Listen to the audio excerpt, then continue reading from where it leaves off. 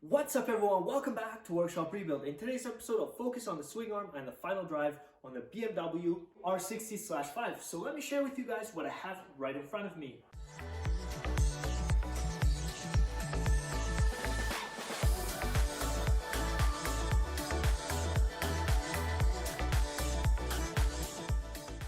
The black part in this picture is the swing arm, and that is one piece which is welded all together. It is held by 4 bolts onto the final drive, and we will be removing that in today's video. In the back we have our final drive. This will hold our rack and pinion, which then transfers power to our external spline to the wheel. On the outside of the final drive we will also see the brake lever.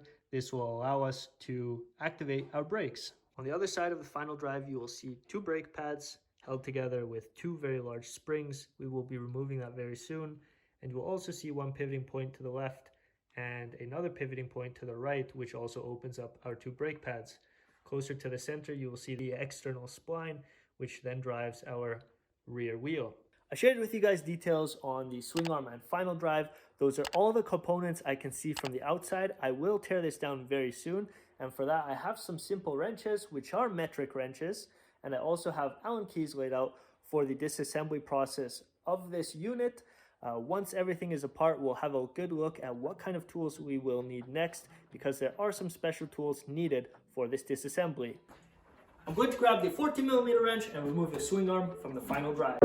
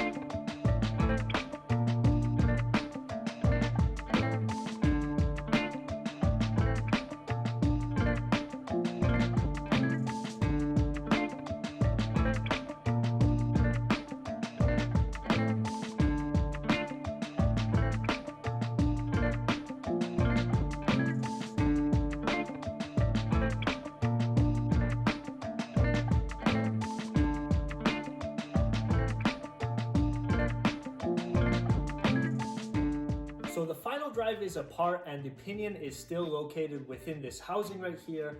In the manual, BMW calls for a special tool to remove the splined gear, which is on the pinion shaft.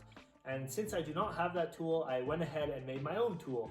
So I'm over here at the vise. I have the 4 existing nuts, or the original nuts that came off the final drive. They hold the swing arm in place right up to the final drive. And now I want to focus on this splined gear right here. I will be taking this off. This is mounted to the pinion shaft. This in the middle is the pinion shaft. We have a locking washer. I already bent that back with a little chisel, and I want to remove this nut so I can remove this splined gear. Now in the back, you guys will see this is the pinion gear. So all I want to do is remove this gear on the front, and then I have to go ahead and remove one more nut in there, which actually holds the bearing or the seal in place, and also the bearing is pushed into this housing. So I will be taking that off later, but I want to focus on this gear right here.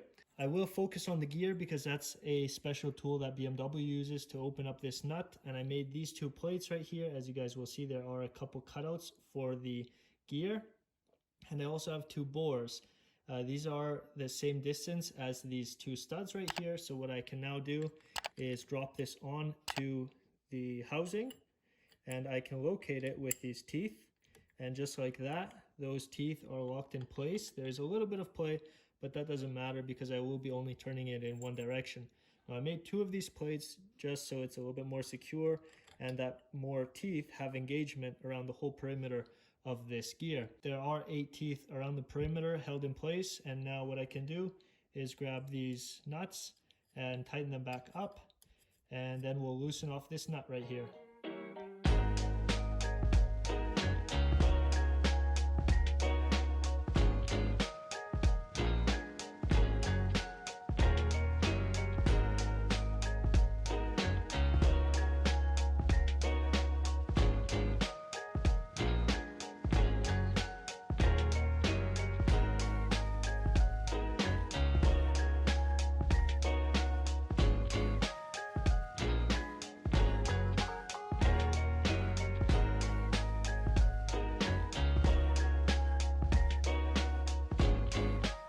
I removed this little gear, but I'm not quite done on the final drive, so let's have another look. As I removed the gear from the final drive, you guys will see the gear is right here. There's an internal spline on this gear, and we also have a nice machine surface where our lip seal will ride on. As you guys will notice in this picture, the lip seal has already made a little groove on this nice surface, so we'll have to see if this is still good and or if we have to remachine this.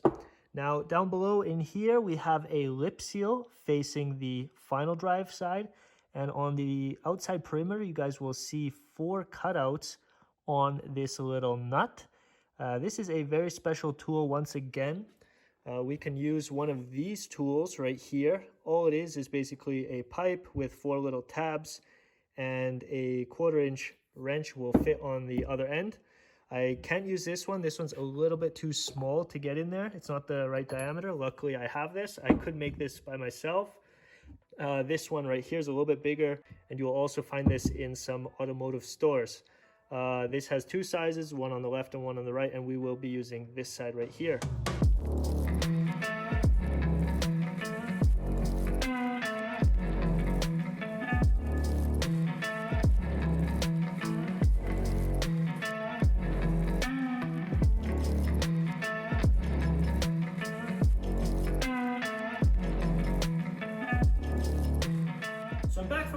I was able to remove the nut which held the gear in place. After that, I removed the nut which holds the seal in place. So that all came out, and now I still have the pinion shaft within this main housing. I have to have a special puller to pull that out. I might even have to heat up this housing. That's what it says in the manual. When you want to put this together, you should heat up the housing so that bearing just drops in very smooth. So I will have to find a solution for that, and if I do find one, it will be in an upcoming video. So right now I'll move on to the second part of the housing. This is still quite dirty. I'm going to quickly clean this up so you guys have a better view, and I'll try and push this shaft out on the arbor press, and if it does come out, perfect. If it doesn't, I'll have to apply some heat around the perimeter. So let's try this out.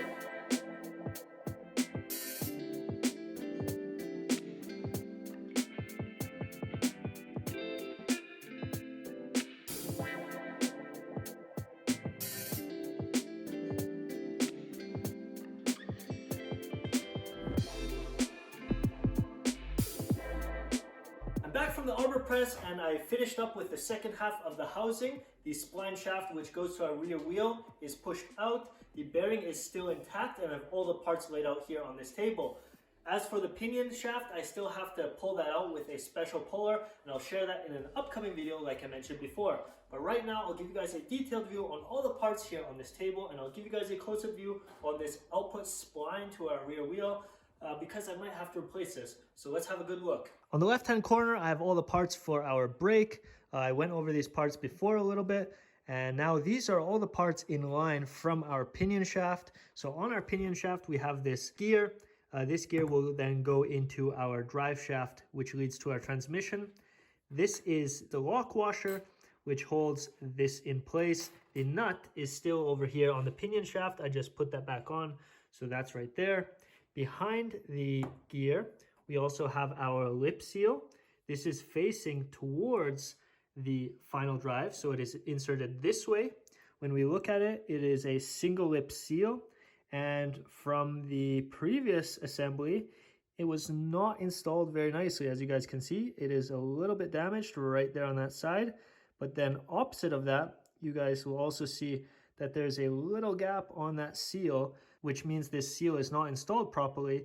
And that's why it also wore down a little bit faster. As you can see down below on that lip, it is a little bit more damaged on this side than on the other side.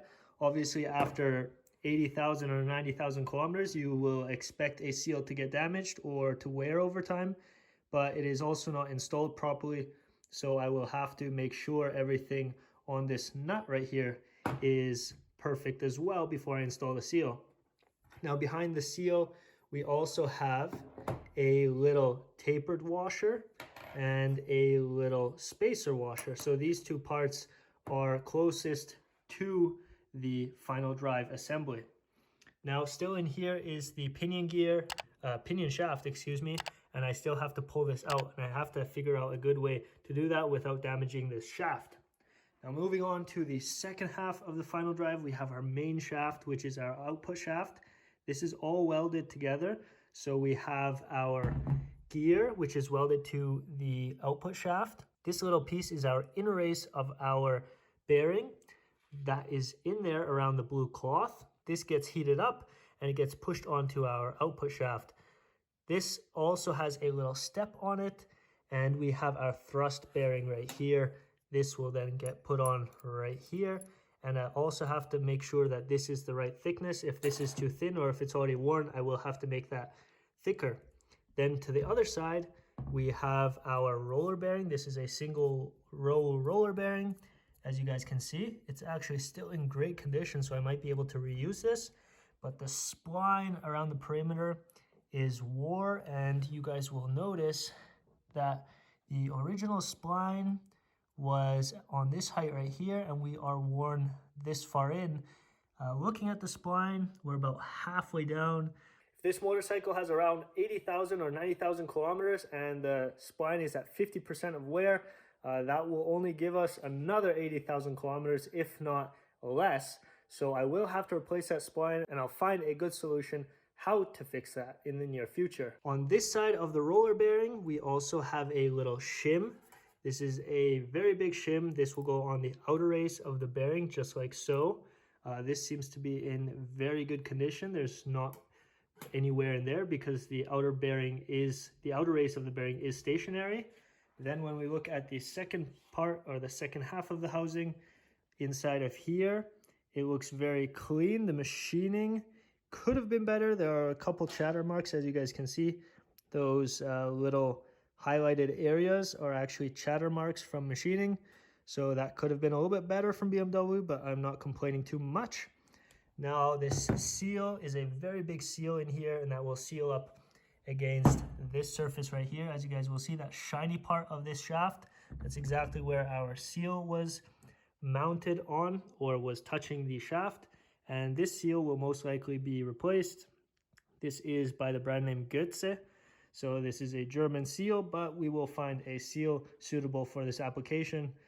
This tiny hole on the bottom of the housing faces down, and when we look at it from the other side, it comes out the other side. This will allow the operator or the rider to understand if the rear seal is still intact or if it's leaking. So if it would leak, it would actually come in this little area. There would be oil right in this area, would follow down this little hole and then out onto your wheel or onto the ground, and then you will know if this seal is leaking or not. The final drive disassembly is complete in my opinion. I did share with you guys a little overview, but now we'll focus on the swing arm right here. All I have to do is remove the drive shaft. After that, I will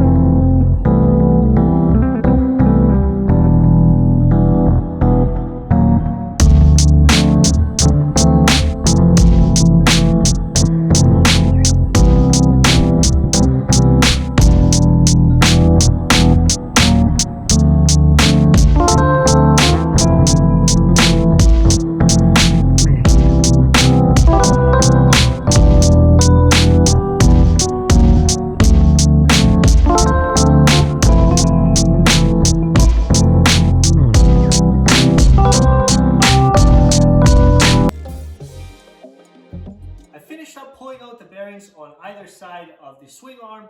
Now all the parts are laid out on this table, and I'll give you guys a close-up view on these two bearings.